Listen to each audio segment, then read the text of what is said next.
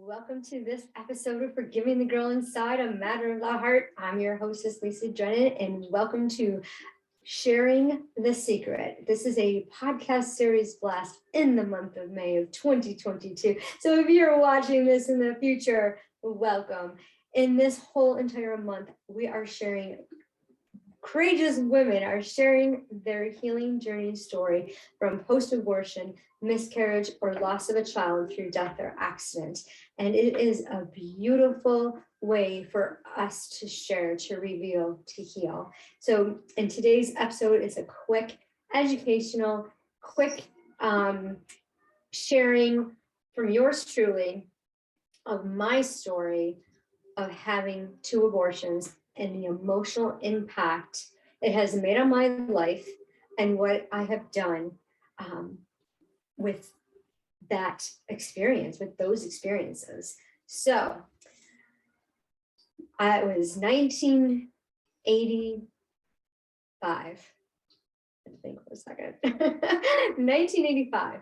I was in a relationship, a very narcissistic, gaslighting relationship.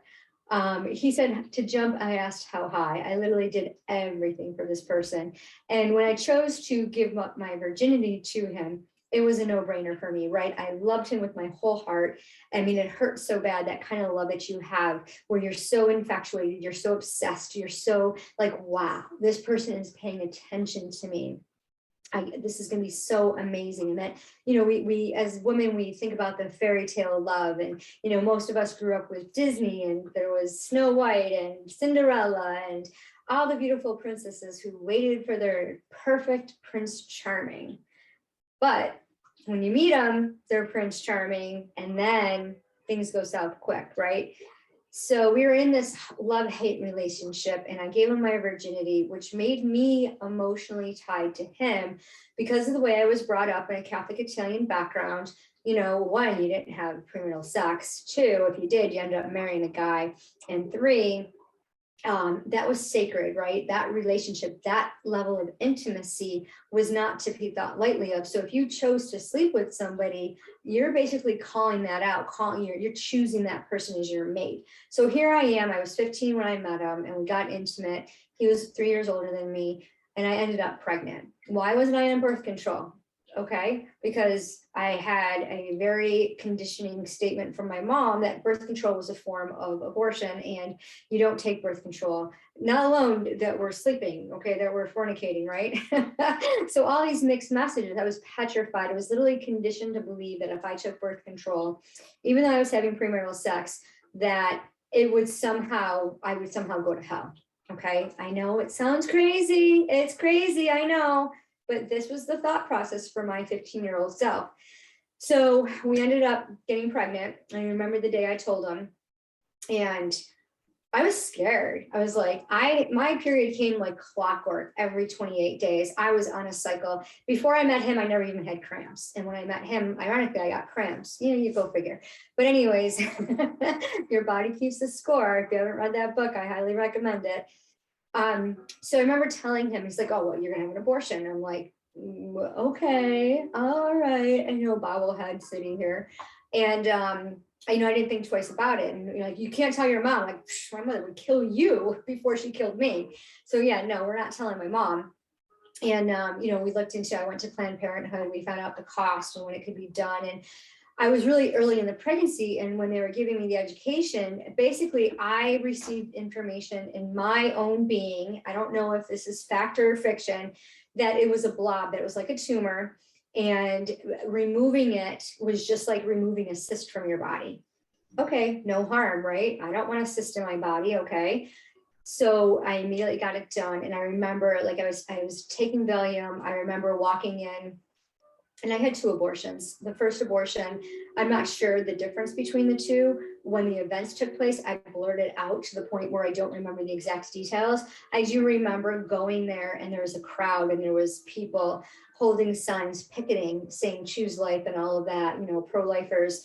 And I remember a man said to me, you don't have to do this. And I'm like, I don't have a choice. And I'm drugged up, right? I mean, you're all blurry to me, and you're talking to me, and you're like sounding like Charlie Brown's teacher, right, from Peanuts. And I was confused, and my boyfriend pulled me by the arm. He's like, come on, let's go. Don't pay attention to them. So I remember sitting in the waiting area and then going, getting more Valium and putting in a gown and then laying on the steel table. And, the doctor all masked up and, booted up it or, wrapped up in their gown, saying, got a big vacuum cleaner hose and said, don't worry, you're going to go to sleep. You're going to wake up and this will all be over. You won't feel any pain. And I was just like, all of a sudden I felt the suction and I just went out cold.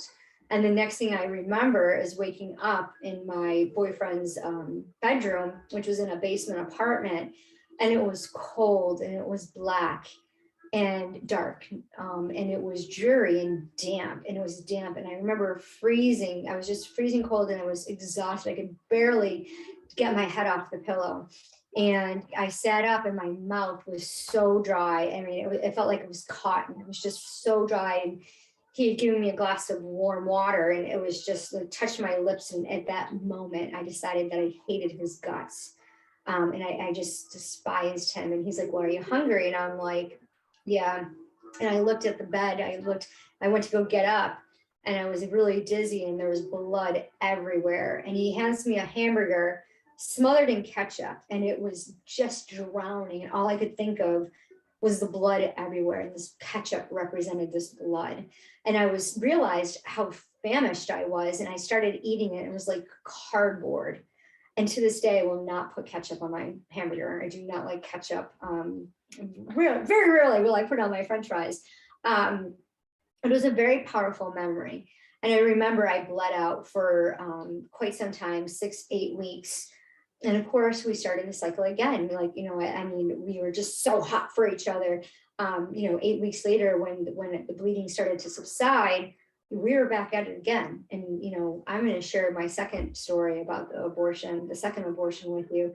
But what I did is I buried that pain. I swore I would never tell and I would never share it with a soul. And what had happened, it created layers of hurt and I would stuff and explode and something would trigger me. And every year around March, around St. Patty's Day, I experienced this great depression and sadness and anxiety.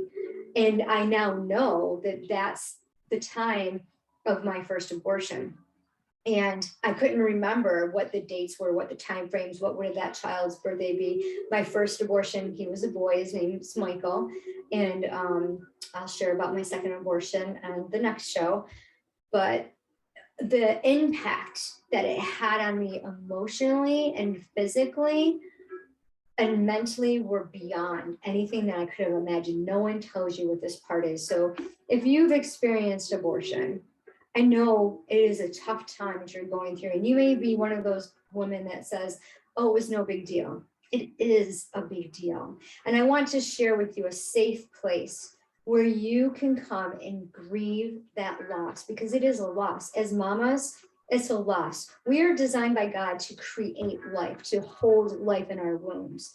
And when you take anything from your body, whether it be a pregnancy, whether it be an organ, you break your bone, your body feels that.